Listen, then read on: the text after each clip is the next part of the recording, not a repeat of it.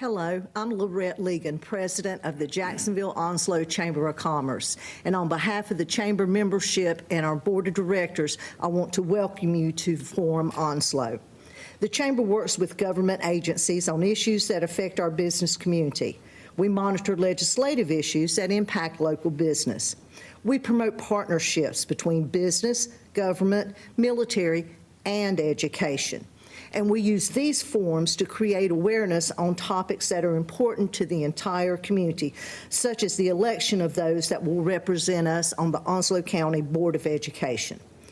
Our sponsor for this Meet the Candidates Forum is Jones-Onslow Electric Membership Corporation. Now, the mission of Jones-Onslow EMC is to provide safe, reliable, and affordable electric service with uncompromised excellence in customer service while committing to improving the quality of life through their members through community and civic involvement, such as sponsoring this Meet the Candidates Forum. Now, on your ballot in November for the Onslow County Board of Education will be Elbert Garvey, Michelle Howley, Tanyetta Hill, Robert Lefevers, Suzanne Long, Allison Page, and Philip Williams. Now, our moderators for today is Elliot Potter, who is a retired newspaperman who served more than 30 years as the editor of the Daily News. Joining him is Glenn Hargett, a retired government employee. Between the two of them, they have spent 44 years helping the Chamber with these Meet the Candidates Forum.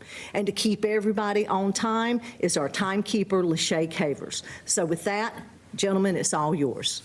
Well, welcome. And we hope that we can help people know the differences between you and the similarities of each of you in this activity. This is a forum, not a debate, and to address the questions posed to you is what we best hope you'll do so that we can determine your differences and your similarities. We ask that you address the audience and not address each other. All questions are general in nature and suitable for all candidates. Opening remarks are 90 seconds, and candidates are asked to state their names and provide background information and introduce yourselves, including where you reside or your current occupation. We also ask that you give us an idea about why you're running for office. We will alternate the order of questioning, and we are allowing a rebuttal card today that'll give you a chance to say something that you might have forgotten or that you need to add or something that might have been misinterpreted that you said. We'll ask that you be sure to wave it so that we can see it, so we can give you that at the end of all the questions that have been answered for that time. Then we'll respond to your rebuttal. You'll also be called on for a closing statement of no more than 60 seconds.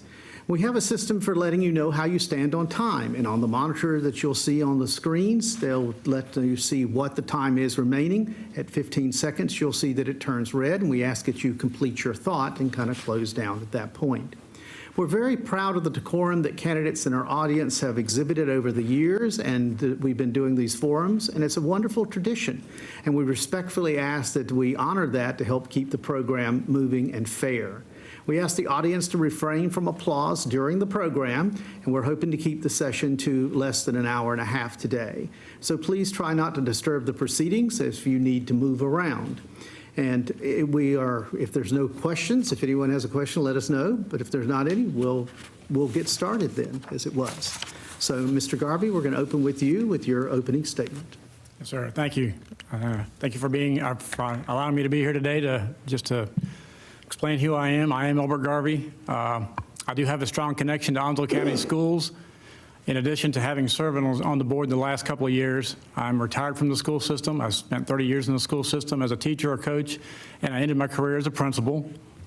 I have a family of educators. My wife is a retired educator. She was a high school teacher as well.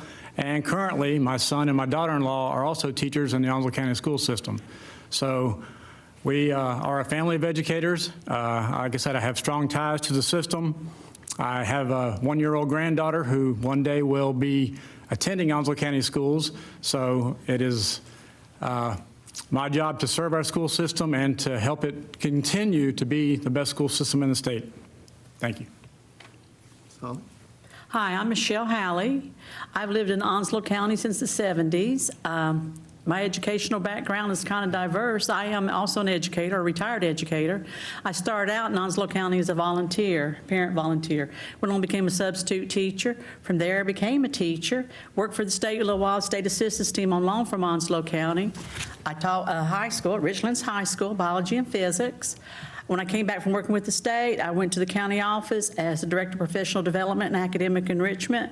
So you can see most of my adult life has been spent some type of education, but I have gone through the gauntlet of it, so I know what it feels like to be the parent, the sub, the teacher, and working my way up to where I work with everyone. And one thing I can say in Onslow County, my children both graduated from the Onslow County school system. We moved here for the Onslow County school system. We were in Charleston, South Carolina at the time. I'm active in my community. I've never met a non-friend. They might not know they're my friend, but they're my friend. And I want to serve on the Board of Education because I'm a firm believer and supporter of public education for all children, and all children count. I want to work collaboratively with everybody and be an answer, not a question. I want to know when you come to me, I listen. I don't listen to respond, I'm going to listen to hear. And thank you for having me today. Ms. Hill? Hello, my name is Tanyetta Hill. I'm a wife of a retired Marine who had a 20-year, honorable 20-year career. I'm a mother of three. Two of my kids have successfully graduated from Onslow County school systems. They are now in college, both at the same time, so pray for my bank account. I have a daughter who is a junior at Jacksonville High School, and she's taking advantage of the dual enrollment that Onslow County school systems have. She's going to Coastal and Jacksonville at the same time. I myself graduated from Onslow County school system, go Cards. I graduated from North Carolina Central with my bachelor's degree in behavioral social sciences. I currently work with ABA therapy, so I work with children who are on the autism spectrum. And I'm running just to be an advocate for parents, teachers, staff, and make sure that the community and the system work together so that we can create the best system for our kids to thrive in. Thank you. Ms. Long? Hi, my name is Suzanne Long. I retired 3 years ago from the Onslow County school system. I started my career as a first grade teacher just down the street on College Street. I taught as an elementary and middle school teacher. I served as an elementary assistant principal, and I served as a principal and assistant principal at both levels, elementary and middle. I served as the Director of Curriculum and Instruction and the Executive Director of Exceptional Children's. I was a military child, married a Marine. My husband also served in the Marine Corps, retired from the Marine Corps, and he has been a teacher assistant at Newbridge Middle for over 25 years now. We have one son who graduated, go Cards, from Jacksonville High School and NC State in 2021. I'm running because children matter. Children are the heart of our community, communities matter, and public education matters. Mr. Williams? Hello, everybody. My name is Philip Williams. Grew up in Swansboro, graduated from Swansboro High School, graduated from Coastal Carolina Community College, been in the police department, still currently employed at the police department now for 28 years. My wife, we've been together last 31 years, give or take a year. She's been with the school system for a little over 25 years. We have two children. She's also local too, graduated from Dixon High School. We have two children, Madison and Mia. Madison is a graduate of Southwest High School, UNCW, Coastal. She's currently employed with the school system for now a little over 25 days, probably, so, as a school social worker. And our youngest is Mia, and she's a student at Trexler Middle School. I've served my whole life, so I want to continue serving. I've built a lot of relationships here in Onslow County. I'm always acted, obviously, as professional. You can't stay in law enforcement, you know, being unethical and not having good morals. So, as Ms. Long said, the students are our future. So, we need to continue to push them forward and continue to support public education in Onslow County schools. All right, well, we're going to go for our first question, and Mr. Williams will be directed to you to answer first, and then we're going to go down the table. And otherwise, Mr. Potter will tell you what order that we're going on at that time. And this is a rehashed question. It's the same basic question that we asked in the primary, but there's been some changes that we'll want you to see if you can address or if you have no other comment about it. The issue is about violence in the schools and school safety. And we're asking you to give your opinion on what actions the incumbent board has taken and what you would do if elected related to this topic of violence prevention and school safety. So the school system, like I said, have done a great job with addressing some safety issues, the newest being the Evolve system. Yes, there's some kinks that are working out. I spent the first entire week at Northside High School. It was slow, but by the fifth day, it moved a lot quicker. I think we have to continue working with our law enforcement partners and our community members. Dusty, does a great job with staying on top of things. Some things that tend to not help the situation recently is some of the things that are spread. And we have to work with our parents and our children to not spread threats that are made, and it's to report them to principals and law enforcement immediately so that we can investigate them instead of spreading them with other students or other parents. It just kind of creates havoc and unease at the school system. Okay, Ms. Long. As Philip said, the school system has done a great job with the Evolve system and the vape detectors, which also queue up with inappropriate words as a safety measure. The school system has also added some mental health advocacy to help students. I will say that those basically are a deterrent. So, what I would like to see is also a move toward helping build just student culture. The safety is not only deterrence, it's also a balance of school culture.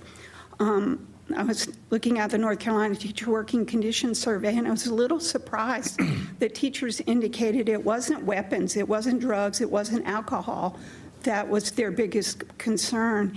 It was just total disrespect to the staff. So I think that's an area we can work on, just building school culture. Thank you. Ms. Hill? Can you repeat the question for me? The question is, give your opinion on what actions the incumbent board has taken and what you would do if elected related to this topic of violence prevention and school safety. Okay, so my opinion is that we can say what we would do, but we don't know until we're in that situation. And I think that the board has done a good job with implementing the Evolve system as well as the vape system, like Ms. Long said. I think it goes deeper, and I think that we need to look more into mental health and have more have more of the mental health staff on board, more people to help the teachers. I work with ABA therapy, so those one-on-ones that I work with, if I'm able to be in the school, then I can help the distractions, and that way the teachers are able to regulate the classroom better. So if we have disruptions and things like that, the teachers will be able to be there. I also think it's going to take a community collaborative to be out there and just make sure that we are reaching out to the parents, like maybe there's an issue at home, maybe the basic needs of food aren't being met, because when a child is hungry, they might misbehave. I know when I'm hungry, you don't want to see me. So we need to look at that as well. Ms. Hawley. It's like my colleagues here said, the vape system and the vault system and stuff we've got going on, and the needs assessment we did in the beginning to look at how to address the situations. We've got a good groundwork laid. Now where we take that groundwork, where we look forward in the future, part of that is going to be building the relationships, looking at our students' needs. If a child's not safe, they can't learn. If a teacher doesn't feel safe, she can't teach. We need a safe environment, and it's going to be an ongoing process. There's not a one solution to everything. It's not a catch-all type, well, we can do this and this will work. But what we got to do is work collaboratively, work with our stakeholders. What's working in your school and find out. Ask those questions. What have you seen that works? Can we do that? How do we implement it? But we need to keep that focus and have it ongoing, that we know from day to day what's happening, what's been successful. If it's not working, then let's try something new. Because too often we just keep doing the same thing and want different answers, and we know what they say about that. But I think the big thing is just working collaboratively and building relationships. Mr. Garvey. Well, having been a part of the improvements, I would like to just share some of the things that have happened. The school system did receive a little over $2 million with the Safe Schools grant, and I think that Dr. Gardner has spent the money well. Obviously, the evolved weapons detecting systems are in place. They're currently close to having all the vape detectors in place for the middle school and high schools. We now have SROs at all schools, even the elementary schools, and I think that's very important, especially for our young kids, to make that positive connection with law enforcement. Security systems are being upgraded. Additional cameras are being added to the campuses. They even did a nighttime assessment of campuses to see areas that needed more lighting and more cameras. So they're doing a very good job of upgrading safety in our schools. And you know, like Ms. Haley said, it's a constantly evolving subject. We're going to be constantly assessing and constantly monitoring to improve safety on the campuses. Okay. The next round of questions will start with Ms. Hawley, and we'll work our way back down this way on the table, and then Mr. Garvey, you'll be fifth again. That's what you get for starting early. Yes, sir. A familiar topic of commissioners and school board meetings has been the effects of growth in our community. If elected, what actions would you take related to growth? And specifically, would you support some sort of growth impact statement transmitted from the Board of Commissioners' actions on planning and development and rezoning actions to the school board? So the gist of the question is, if elected, what actions would you take related to growth? Now, that's a good question, because we are outgrowing the moment we build, and we're looking at future trends. And I think a lot of it's always looking at the future. What are the trends?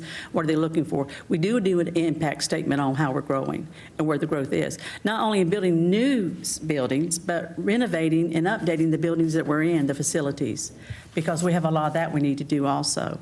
And so I think it's that ongoing. I know you're going to hear this through me as a common thread, but it's ongoing. Where are we at? Who are we working with? Who are our stakeholders? What do they see? What are the needs? It's not a one-all answer. It's the feedback from many people, because you're seeing things that I don't see, and I'm looking at things that you aren't. So it's that collaboration as a group for ongoing, continuous, forward-looking, where we've been, where we're going, and where do we want to be. Thank you. Ms. Hill. We sit together very often, so I think that she's always looking at my notes, guys.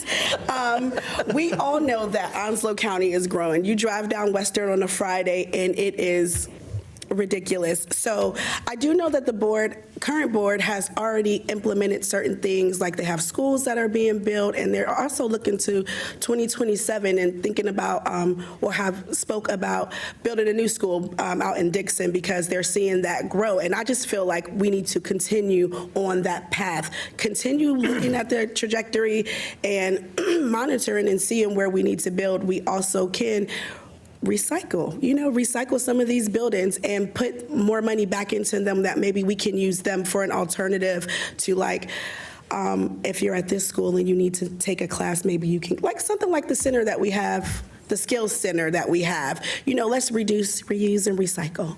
So. Ms. Long. Yes, sir. Yeah. It's a great question. I think the stats that I read, that we're growing by about 10% every year. I think the needs assessment said by 2029, 20 of our brick and mortars will be over capacity. And so that's a scary thought. So I think the question was, what will we do as a board? So I think that's where it's going to take close work with the county commissioners, because school responsibility is partly responsible is local government. So it's going to really take some, as Michelle says, collaboration between local government and state officials, because Onslow County is going to have quite a bit of need. Okay, Mr. Williams? Well, I mean, it's a great thing that we have all this development going on. It shows that people want to come to Onslow County. And it's hard not to repeat what everybody's already said. So yes, you know, I sit on a meeting the other day where they're estimating 491 homes to be built in stateside subdivision. So, you know, it's just having those, you know, having good relationships with the county commissioners and, you know, us communicating with DOT or other state entities, developers on the future, what's coming, and to do the best that we can to stay on top of it. And I think the school system's done a good job so far. I know we look at it as, hey, we just built this school, and now 10 years later or 5 years later, we have 4 or 5 classrooms that have to be added. But that's what we have to do. It's what we have to do. Again, it's great that people want to move to Onslow County. Okay, Mr. Garvey? I think I saw where the average age of our parents in Onslow County is 27. We have a young parent group with a lot of young children, which is why our elementary schools are the target right now anyway. I mean, we're currently building a brand new elementary school out in Woodland Elementary. We are addressing the needs at Northwoods Park, adding additions there, also at Trexler Middle School. NC State is a partner with Onslow County. They do our assessment as far as helping us determine what parts of the county are growing the quickest. The Dixon area is exploding, and especially with the bypass that's getting ready to go around Hampstead, they expect Holly Ridge to continue to grow. So they're looking at, obviously, more elementary schools in that area, possibly a high school and a middle school to be added down the road. So there's a lot. I mean, that's one of our stressors is the constant growth in Onslow County. Okay, the next round of questions will start with Ms. Hill, and then we're going to go to the right and then back around to the left. Ms. Hill, Onslow schools have been affected by the lack of teachers and bus drivers like many other systems. Pay and respect from the elected leaders has been cited as adverse conditions since considering work in some districts. What would you tell a potential teacher or a school bus driver about working for Onslow County Schools? I've talked to a lot of teachers and staff. I'm endorsed by NCAE, and I would just tell them to hang in there because we're getting people who are going to do the business that needs to be done. We were just speaking before this about how a lot of people don't know, like, we don't control the money that the teachers get. The state controls that. And so I would tell them, I would suggest to them to vote their interest. I would suggest to them to vote for people who are going to give them that increase. I would also suggest to the board when I get up there that we give them incentives that we can give within our range. I don't know what all of the ranges are, but there should be some type of compensation for when you are after school, staying after school to help kids with whatever it is. Anytime you do something extra, you don't get your planning time, you should be compensated, or some type of initiative or incentive should be given to you for that. I hope I answered that. Ms. Holly? That's a good question, because retention and retaining is very important, and it's important to keep the ones we have. There's no such thing as a throwaway teacher, just like there's not a throwaway student.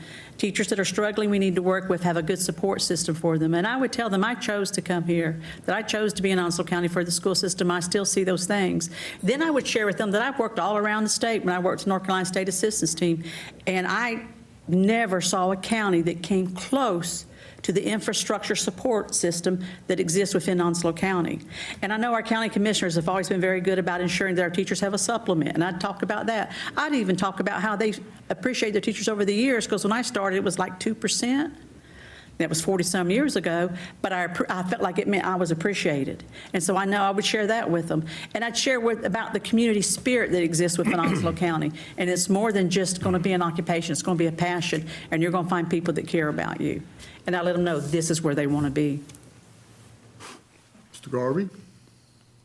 Teacher retention is important. I mean, there's no substitute for having a teacher in the classroom. Face-to-face teaching is so important, and I think the pandemic showed that. When our kids were away from teachers, they dropped and they fell behind. There is a lot of work that's going into helping to recruit and retain. We have probably one of the highest supplements, I know, east of 95, 12%. We have retention bonuses that we're offering to our teachers. And I think it's important that we share and make sure we share with potential teachers the support that we have in the classrooms. We have instructional coaches, we have technology assistants, reading coaches, we have mentors for beginning teachers, we have a beginning teacher program. So there's a lot of support for our teachers. And as far as our bus drivers are concerned, I know we're offering bonuses. And an important thing for teachers and bus drivers is for our administrators to support both groups when it comes to discipline on the buses and discipline in the classrooms. Okay. And we're going to back around to Mr. Williams.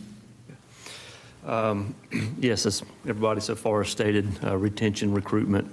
We can build the schools, but we got to have the bodies to put in them, the teachers. The Board of Education and school systems done a good job with sign-on bonuses, retention bonuses, and again, the supplement, as Mr. Garvey said, is one of the highest in Eastern North Carolina. I think that needs to continually be evaluated. They recently I believe they just recently increased the starting bus pay, but also let those teachers know that the community appreciates them, and it's a collaborative effort between your law enforcement partners, your businesses. They support you, and just to let them know how appreciated they are. Okay, Ms. Long. Well, I think that after spending 30 years, a little over 30 years in the school system, I can say it's a great place to work.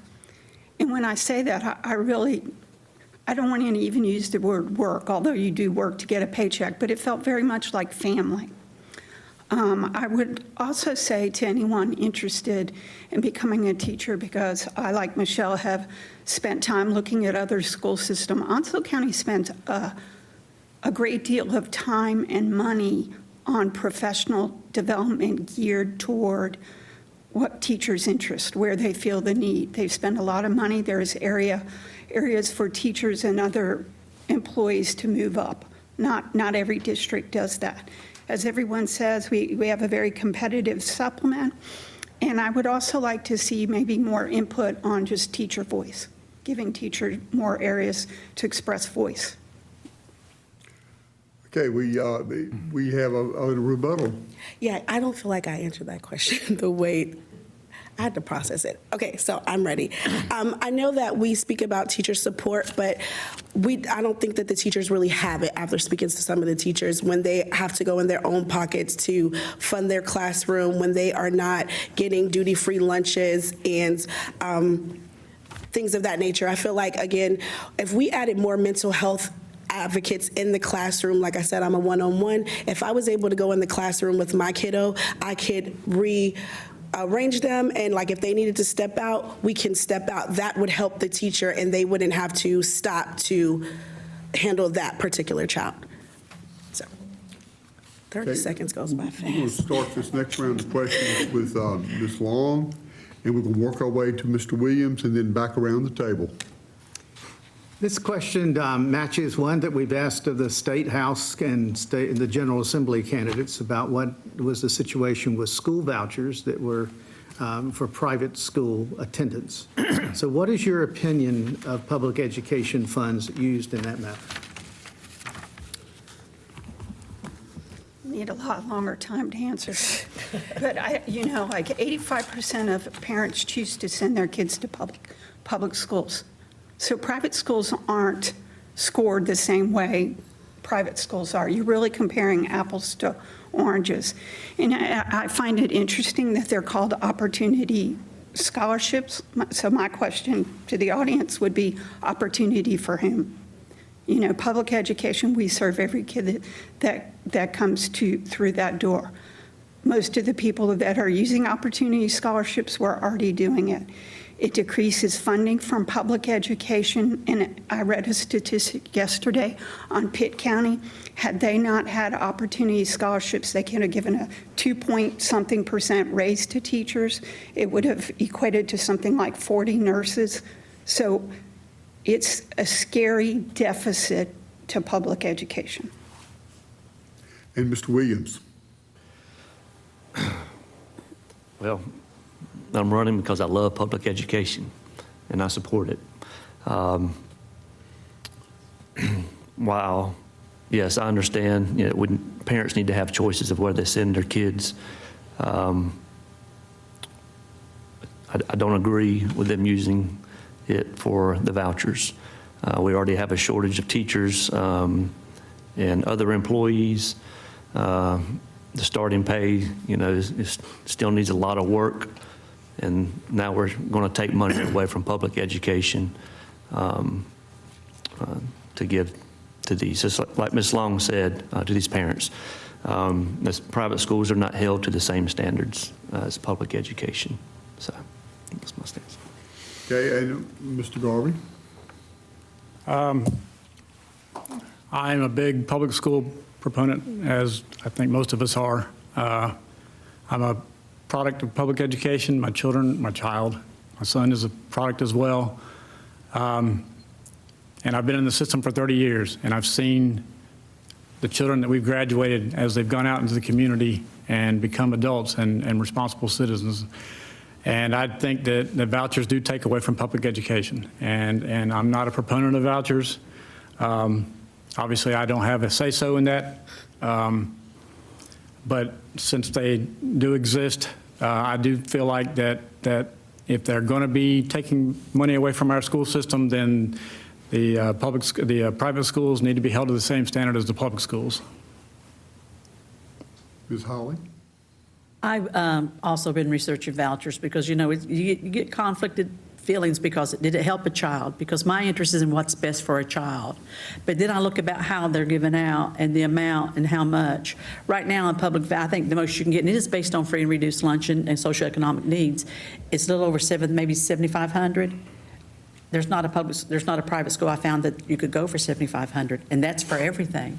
I know as a young parent, I believe in public education because I want to make sure every child gets served. I couldn't have used the scholarship because I couldn't have paid for the rest of it.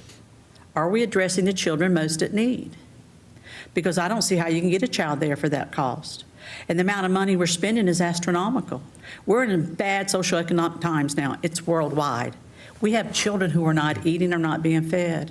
Could the money be used for a statewide lunch and breakfast program? Are there other ways that we can meet the needs? Because if a child's hungry, they can't learn. I do believe in what's best interest for children, and I know some children have probably been helped, but are we helping them all? That's my concern. And Ms. Hill? So I am against the vouchers and taking money from the public schools. We just had a question about teacher retention, and then we talk about vouchers. Well, there goes our money right there. The money from the vouchers that we're using for vouchers can go to free and reduced lunch for everybody, not just those in dire need, but even a household of 5 who the economy is terrible right now and you can't afford to feed your family. We could be able to get that free and reduced lunch for our child as well, because when kids are hungry and we're not meeting their basic needs, again, they are disruptive. They can be disruptive. Again, we are talking about money, and we're talking about needing bus drivers and staff and cafeteria workers and all of the things. I think that instead of taking the money from the public school and giving it to the private school, we should reallocate that money and make our public schools better, because that is the snapshot of the world going into the public schools. Okay, and the next round of questions will start with you, Mr. Williams, and work our way down the table. Mr. Williams, before the primary, there was a lot of talk about decorum, or the lack thereof, of the school board. What messages does lack of decorum send to other people? And what's your personal expectations of your behavior at meetings or when you engage in teachers, parents, students, and staff? Well, the lack of decorum, it can have an effect on retention and recruitment. I've said people, watching the meetings, if they're deciding to come to Onslow County Schools, maybe they're not going to work for us. Maybe they'll go to work at Carteret County. So it does have an impact on recruitment and morale. I bring as I stated before, a professional approach. Feel like I'm pretty well respected in the community, working with businesses, and no matter what end of the spectrum you're on, when I've dealt with people in my career, I've always left them with their dignity, and nothing will change. I'll continue to be the professional person that I am. So. Ms. Long? One of the roles and responsibilities of a board is to work in unison. Doesn't mean that the board members are always going to agree, but you have to have productive discourse to move forward.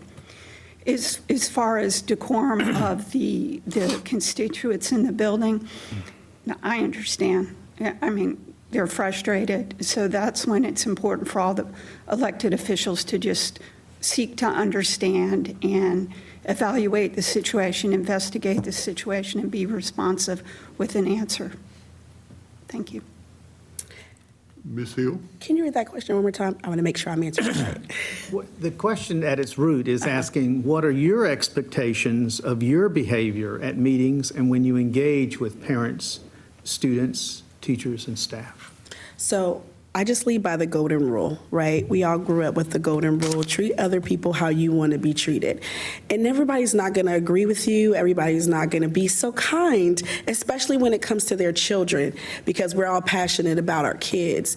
But I think that we need to remain respectful. Well, I will remain respectful. I will remain, like I said, the golden rule: treat people how I want to be treated, and making sure that I'm listening to hear effective communication. We're just not talking just to get our points across, but we're speaking to hear and understand and address the problem so that we can fix it, because nobody wants to have discourse.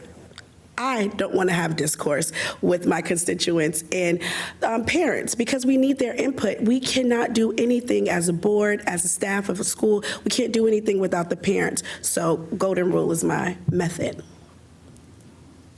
Ms. Hawley? One of the reasons I ran is I want to see a productive atmosphere where you're proactive, not reactive, where you're looking at collaboration rather than confrontation. And sometimes, as the board, you have to be the adult, so to speak, in the room. People come, they're upset. But am I listening to hear, or am I listening to understand? Do they know that that I'm an ally, that I'm with them on this one, that I might not have their answer, but I care? And people, and I've said this before, people have heard me say this, people don't care how much you know till they know how much you care.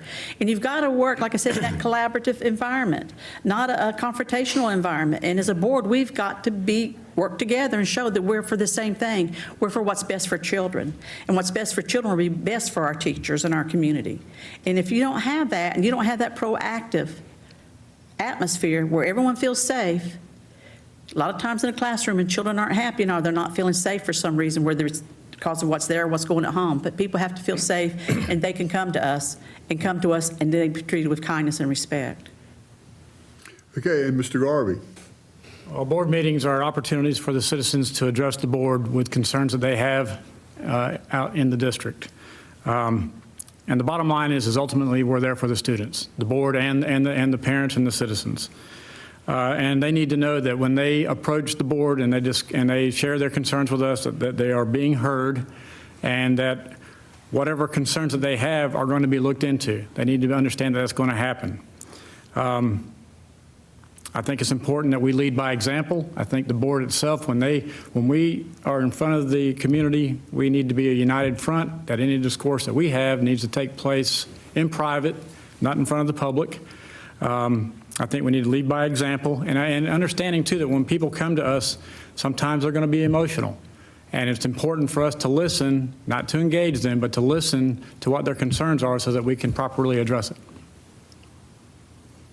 All right, and Mr. Harvey, you're going to have first shot at the next question, and we'll work our way back down this way. Well, how ironic that you're answer led into the next question, just glove in hand here.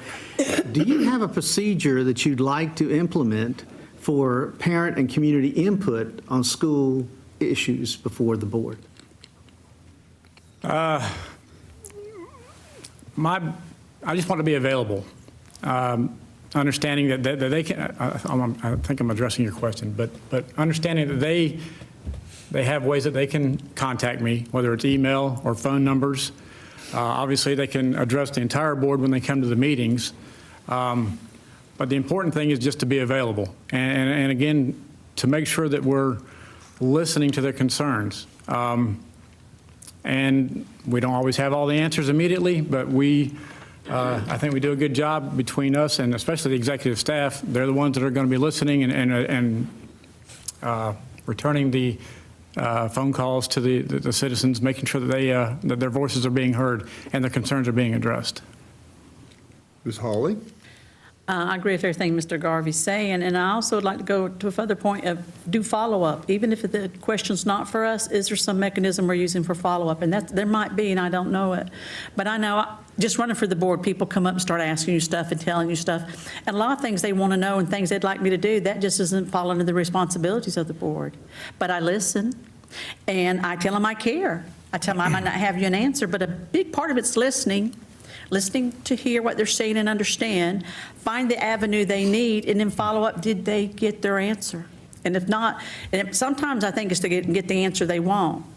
But I know, because I don't always get the one I want, because sometimes, but are we listening? Are we there for them in that transparency, that they know they can come to you, that I can talk to you, and I'm going to listen and care?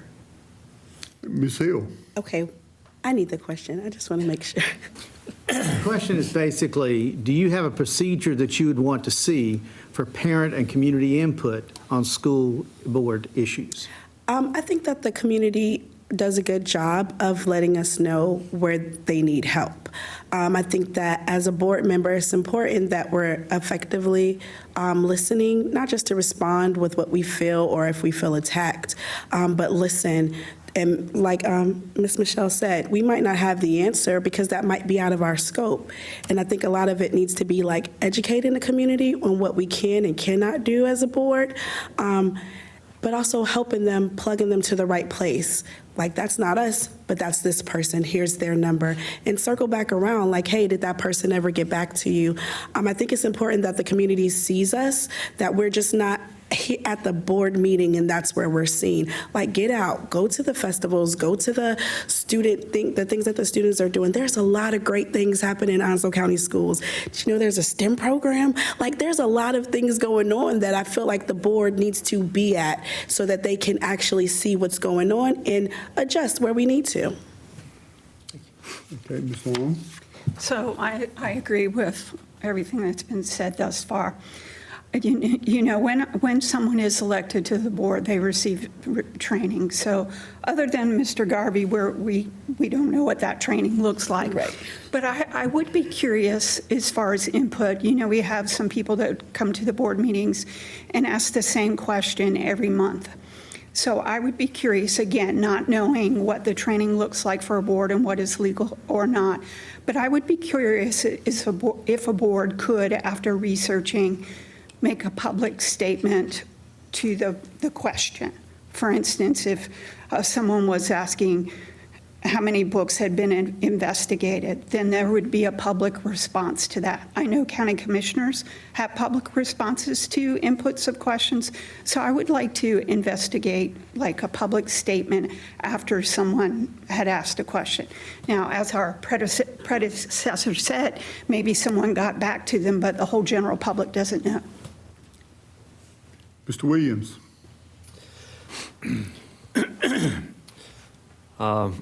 Well, not a whole lot new to add what everybody's already added. So, you know, dealing with, you know, a lot of citizen complaints in my profession, yes, people want to be heard. And, you know, they want some type of action taken on what their concern is. Some things, as we all know, are protected when it comes to personnel issues. You can't relay that information. You know, educating them, you know, of what's allowed to be told to them if it comes to some type of personnel issue. But just, making sure that, if you put them in contact, I believe Ms. Hill said it, is maybe just a follow-up. Hey, did they ever reach out to you? Or just telling the person, like, if you haven't heard anything in, a couple of weeks, just reach back out to me. And, but just helping people and just, the best way that you can and being there to hear them and their concern. All right. This time we're going to start with you, Ms. Hill, and we're going to go, let me see if I can find it again. We're going to go to this way, down the right side, and then back around. Okay. What is your philosophy of appropriate curriculum and subjects for the Onslow County school system? That is a great question.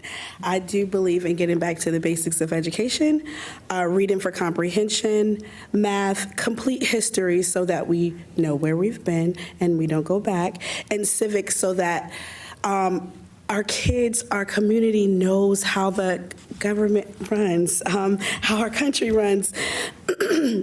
As well as continuing to offer things such as trades, like I mentioned the Skills Center earlier, because not every person wants to go to college. Some people just want to go right into their profession. So I do think that our curriculum it's trending in the right direction. Teachers are looking, as long as we have teachers looking over the curriculum and parents' input, which I know that there is, they usually give parents and teachers a space to come and look at the curriculum and give their input. And I feel like if we keep doing that, we're trending in the right direction. Okay, and I believe with the next would go to you, Ms. Holly. I know that our standard course of studies is put out by the state of North Carolina. It's the implementation of that standard course of studies where my philosophy comes in. Making it the least restrictive environment for the child to learn the best they can. Teaching it with an unbiased viewpoint, but what it states. Because our curriculum will change, it changes over time, and taking a good look at it and where is it being successful and where is it not, and then replying back to the state, this isn't meeting the needs of our children. But it's vital that we have a strong understanding of what that curriculum looks like, professional development on it for our teachers, to find the strategies, the diverse strategies of teaching and the implementation.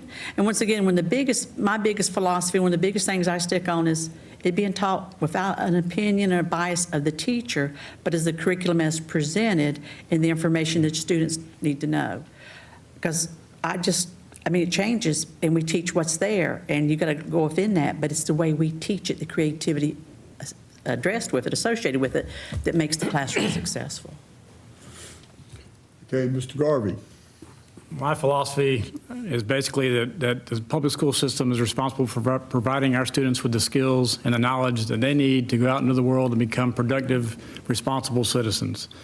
I think it's important that obviously the reading and the writing and the math, but again, there needs to be a continued emphasis on the civics as well, making sure that our children understand how how our government works, whether it's the federal, state, or local, and how they can be a part of that as a responsible citizen.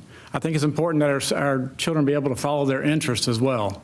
Not everybody is going to go to college. I think it's important, and Onslow County has done a great job recently, or over the past few years, of the CTE programs, of our skills centers, and providing opportunities for our children to take that route instead of going to four-year schools. Okay, and we're going to go to you now, Mr. Williams. Yes, it's been stated before. So the state sets the standards. It's up to the school system to stick to the curriculum. It's my understanding that the school system can pick the tools to help them teach the programs or the material, and that the parents actually have some input on that. They make it available. After school, they can come look at it and maybe play with it themselves to see how it works, and they can give their suggestions. Onslow County Schools does a great job with the Skills Center. And we have the junior ROTC program, which I'd like to see expand in some other high schools.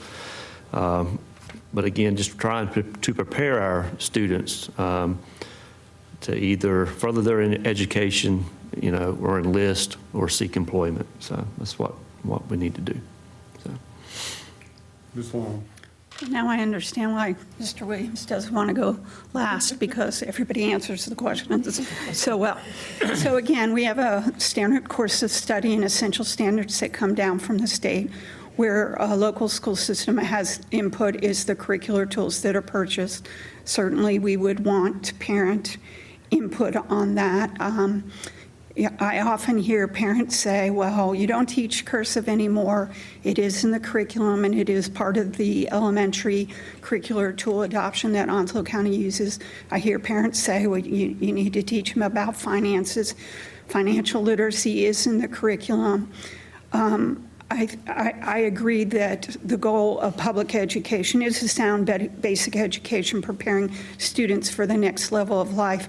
So I would like to see just continued student enriching opportunities to help them figure out what they want to do next. Okay. For our next round, Ms. Holly, you will be the opening question, and then we will go down this way and back to Mr. Garvey.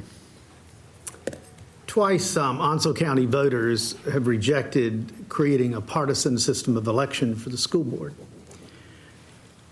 If you had the magic button to push, would you have a partisan board or would you have a nonpartisan board? This is one of those times you're like, do I want to just tell you exactly what I'm thinking, or do I want to tell you what I think people want to hear? Go for it. It should be nonpartisan. I don't think politics belongs in education. That's just my true opinion. And if that makes someone, I think what we need to be worried about, the child, and where that child comes from. I know when we had a nonpartisan board of education, it was very productive. We had some great people on there.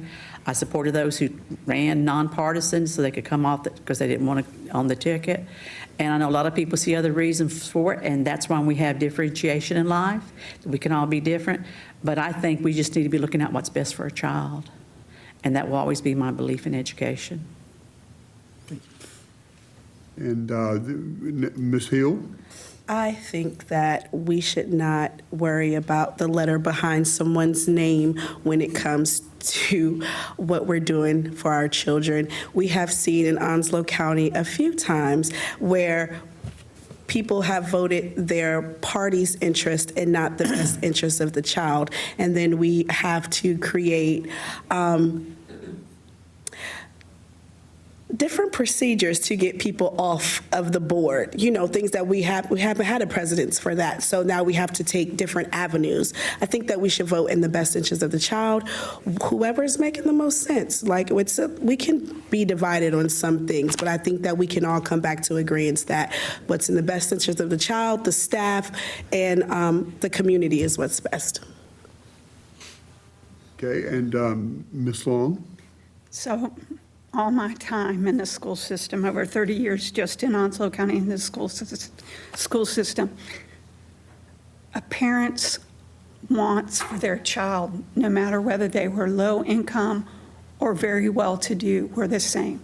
They wanted the best for their kid. They wanted opportunities. They wanted a caring teacher.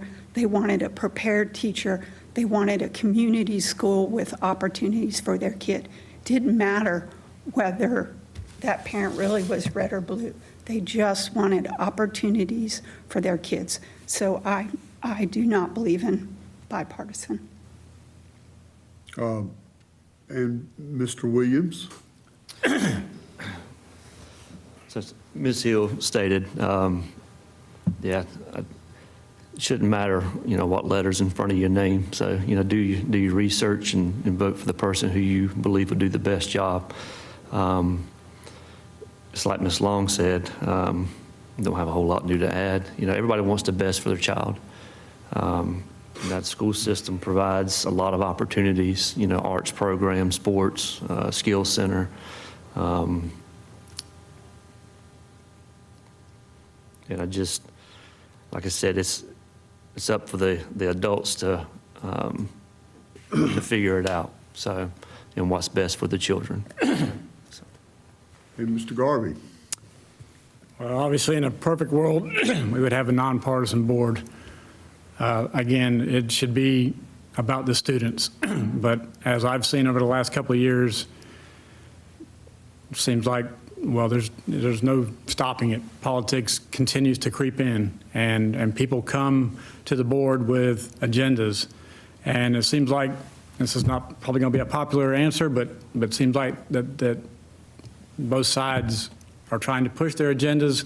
And unfortunately, I just don't, at this point, I don't see how we can avoid not having partisan elections. As much as we may dislike it, I think it's here to stay.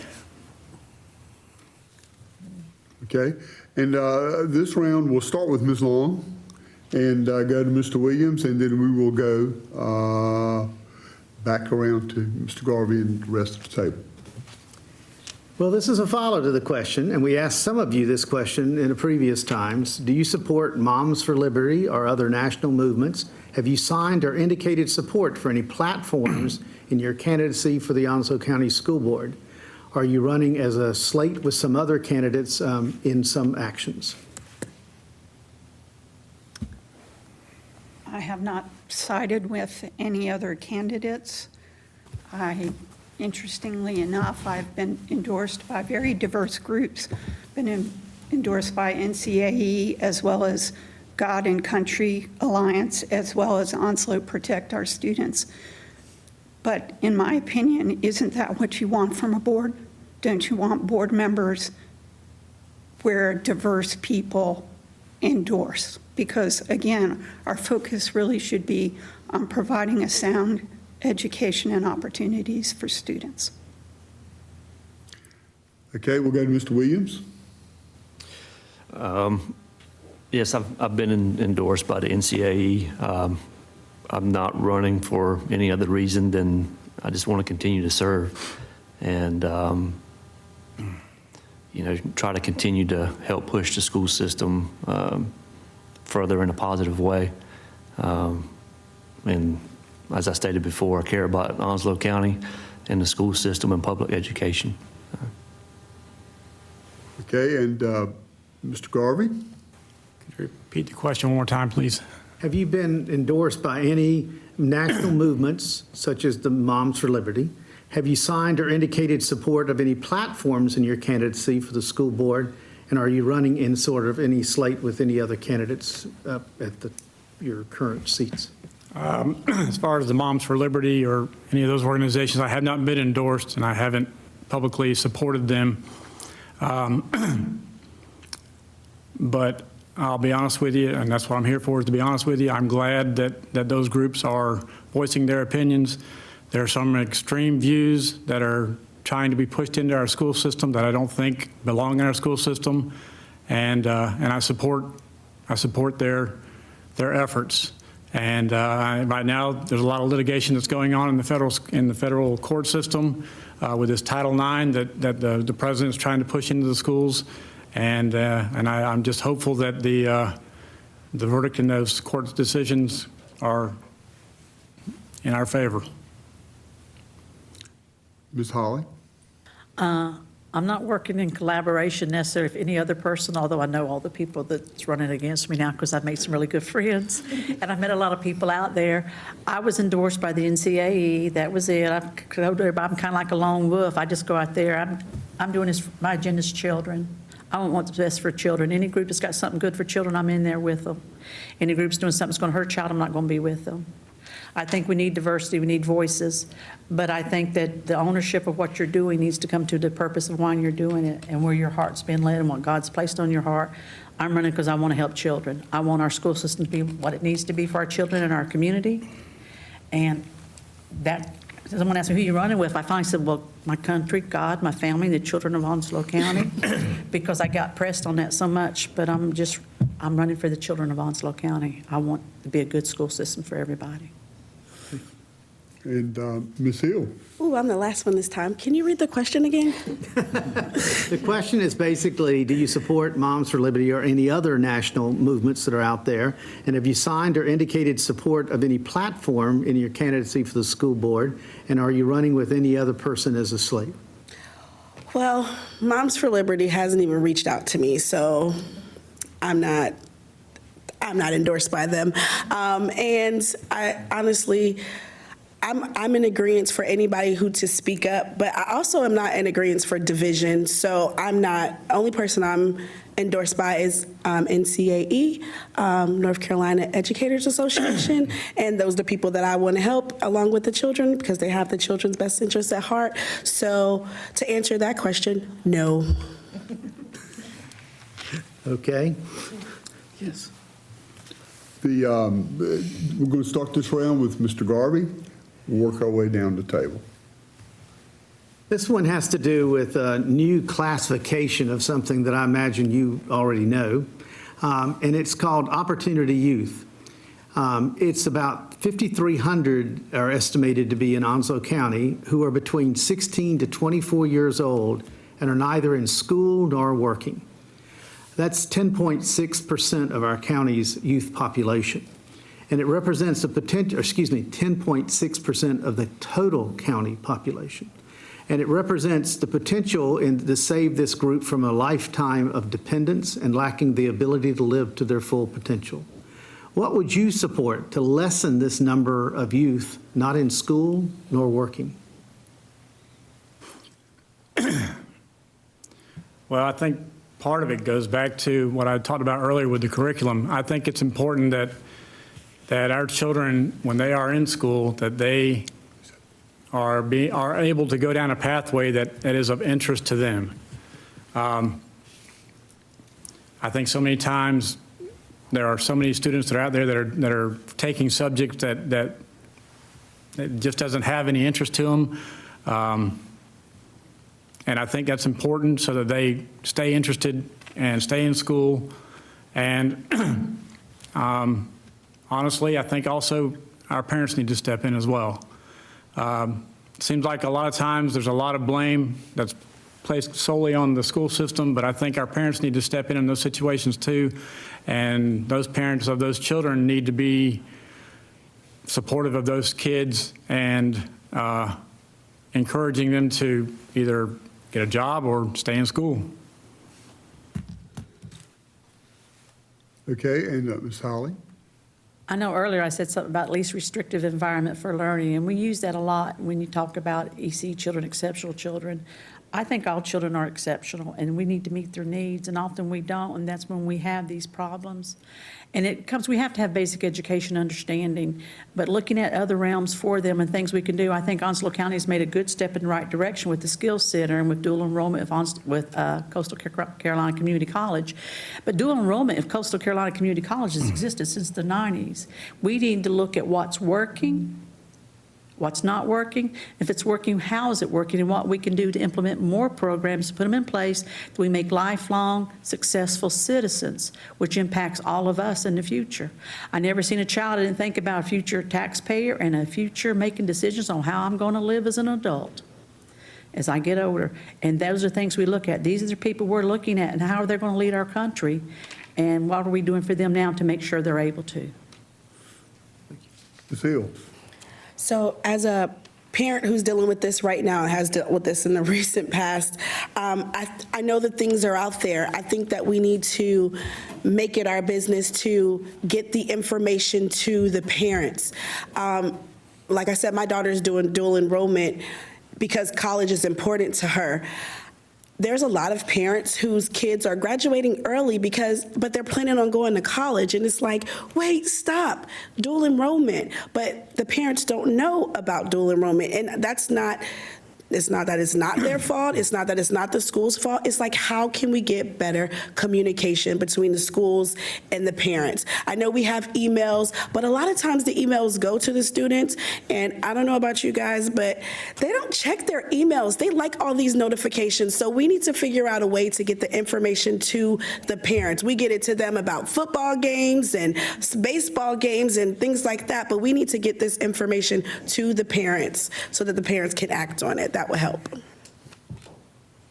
Okay, and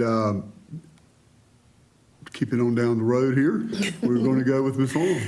So years ago, there was a decline in the high school graduation rate here in Onslow County, and, you know, there was we really tried to solve it, and what we really found out was it really needed personal reach out.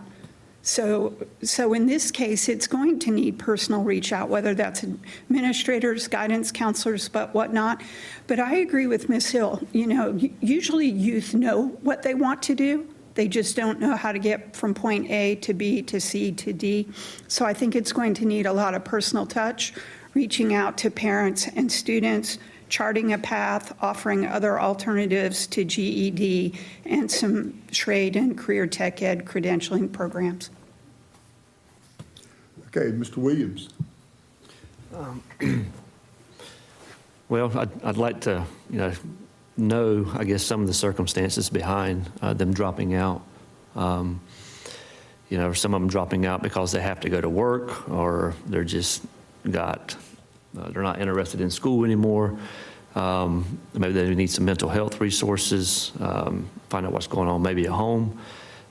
Maybe even, this might sound crazy, but I remember when I was in school, in middle school, there was a night school program. Maybe that's something that could be looked at. If these students that dropped out, maybe they're having to work to help provide for the family. So that's just some things that were on my mind, is to just try to figure out what's going on.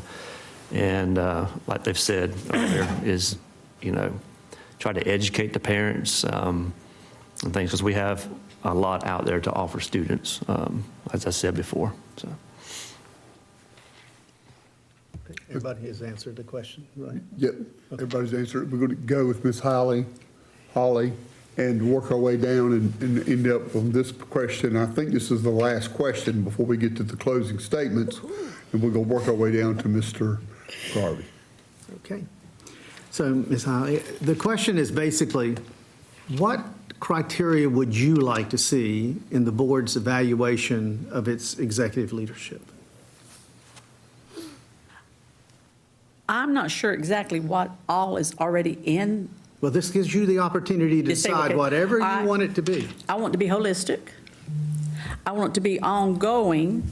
I don't think it needs to be just a one-end stop thing.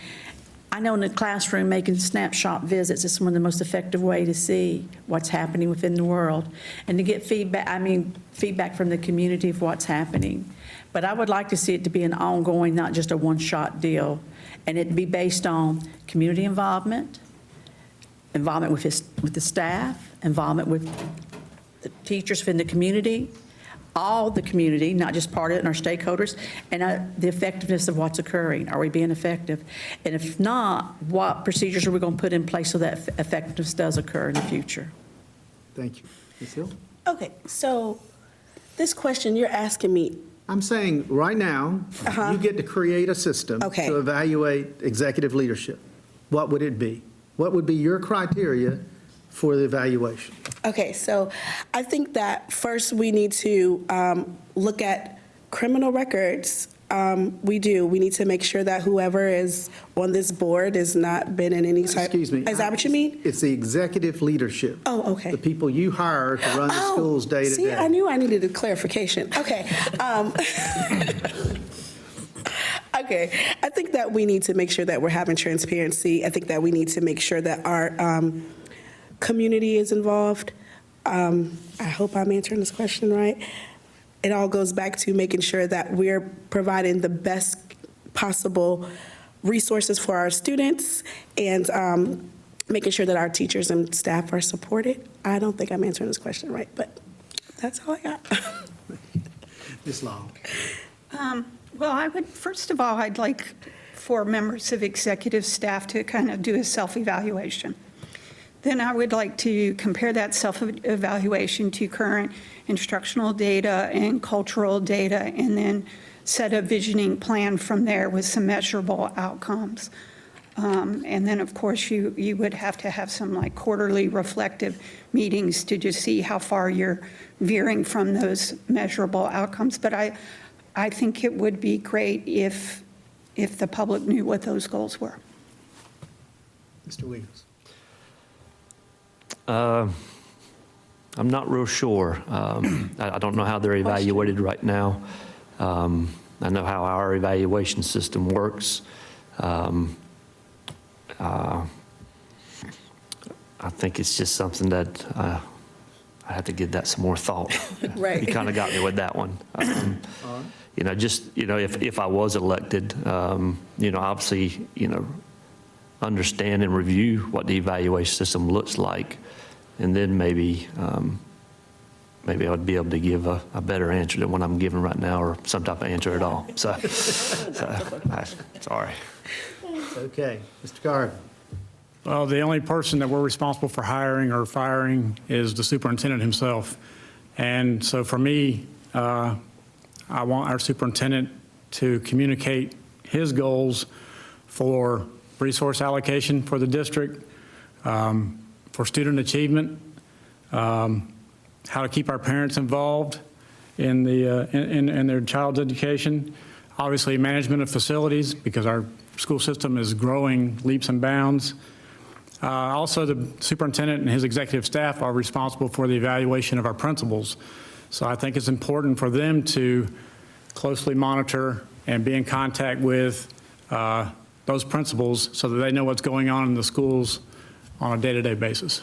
All right, this is good.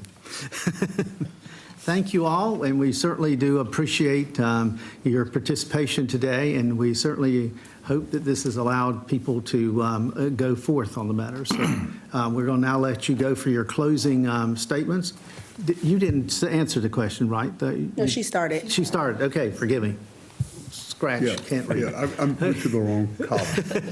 It was one of those questions we're all like, ooh. Well, did it that was right. a You did it good, difficult you did it question. good. So, Ms. Hill, you start with the closing this time, and then we'll just wrap around the table. Okay, let's go. Okay, so thank you guys for having this.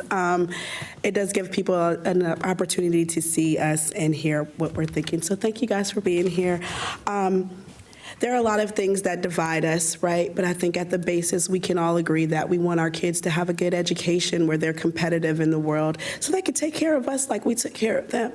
I also think that it is very important that we are giving the staff and the teachers the support that they need. Like I said, I work with ABA therapy, and that's a good idea to have one-on-ones come into the classroom. I don't know all the policies. I don't know why it's not happening, but that's just a way to create more eyes in the classroom. We need to be completely transparent with our community, giving them a voice, making sure that they're heard, making sure that our kids are safe. And this time goes by really fast. And we just all need to make sure that we're meeting the needs of our children in our school systems. Thank you guys so much. You're next. Oh, okay. I thought it was going the other way. Sorry. Thank you for letting me be here today, and thank you for the thoughtful questions. There's some of them are just like, oh, okay, let me think about this one. I appreciate that. I really want to serve on the board because I want to develop effective partnerships with all my stakeholders. And I want to ensure continued success for working through what I consider the H3 method, working with my head, my heart, and my hands so I can understand what's going on. I want to work on my priorities that are safe learning environment, staff support and retention. That means all staff. We get to our bus drivers, our cafeteria workers, our custodians. I look for student growth. I want to look at how we can do that, what things are we doing, what's successful, what isn't. Parent community involvement, open communication, collaboration, proactive relationships, and stakeholder ownership. This is our community. These are our children. These are our schools. Let's do what's best for them. When you go out and vote, if you decide I'm who you need, I appreciate your vote. If you decide I'm one of my fine constituents, I still appreciate your vote. We need to get out and vote, and we need to start working as a group to do what's best for the children of Onslow County. I'm extremely proud of my association with Onslow County Schools. Again, I've spent 30 years in the school system and the last 2 years on the board itself. I've been a strong advocate for our students and our teachers, and I feel like the last 2 years on the board that I've continued to be an advocate for our students and teachers, and that everything that I've voted for has been in their best interest. My goals are to continue, obviously, to keep our schools safe, obviously to keep our parents informed and involved in our schools. I want to continue to recruit, retain good quality teachers, and most importantly, I think too, is continue to work closely with the superintendent and his staff to ensure that our teachers and our principals in our schools have the support and the resources that they need to educate our students. Thank you. Mr. Williams.